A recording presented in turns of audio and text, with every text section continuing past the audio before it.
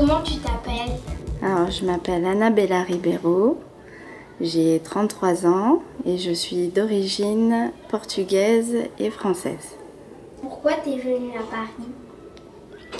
Alors, je ne suis pas venue à Paris, je suis née à Paris, mais mon papa et ma maman, ils sont d'origine portugaise. Donc, en premier, ça a été mon papa qui est venu en France. Il avait donc aux alentours de 13-14 ans. Il a commencé à travailler. Et après, en fait, quand il a connu ma mère, eh bien, ils se sont mariés. Et après, elle est venue donc à l'âge de 19 ans ici en France. Et ils sont toujours en France maintenant et ils travaillent toujours ici. Papy, dès qu'il était arrivé en France, il a eu peur.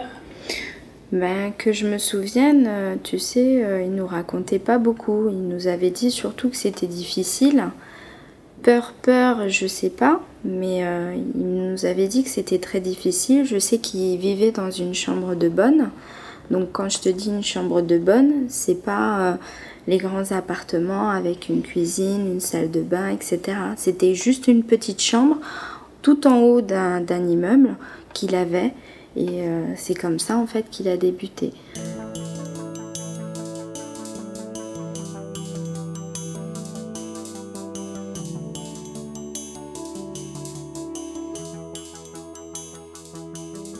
À l'époque de mon papa et de ma maman, mes grands-parents n'avaient pas les moyens de de les faire continuer l'école. Donc c'est-à-dire qu'il s'arrêtait en fait à l'âge minimum à 14 ans, 13-14 ans. Et donc il a commencé en fait à travailler ici. Donc il a fait tout un tas de travail. Donc il a fait boucher, il a fait, si je me souviens bien, il avait travaillé aussi dans une boulangerie. Il avait travaillé et après jusqu'à travailler en fait dans le bâtiment, c'est-à-dire tout ce qui est montage en rayonnage métallique. Tu vois les grandes étagères dans les grands magasins, Lana, en métal? Et ben c'est ça qui fait Wowo. Et avant, mamie, pareil, elle a arrêté à 14 ans d'aller à l'école parce que mes grands-parents n'avaient pas les moyens de les faire continuer l'école. Et donc elle a travaillé par contre dans les champs. Mamie, elle est arrivée ici en France, elle savait pas du tout parler le français. Et elle a commencé en fait en faisant du gardiennage. Donc au début ça va, il n'y a pas besoin de beaucoup parler.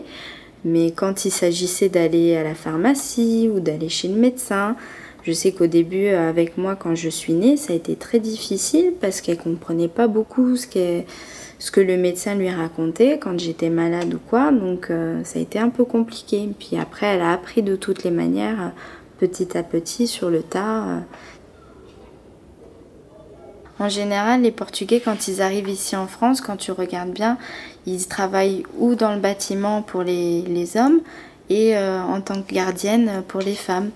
Et tout ce qu'ils faisaient dans le film, tu te rappelles quand ils mangeaient le dimanche, ils faisaient les plats portugais avec les bières portugaises. C'est ce que nous on fait en général, tu sais.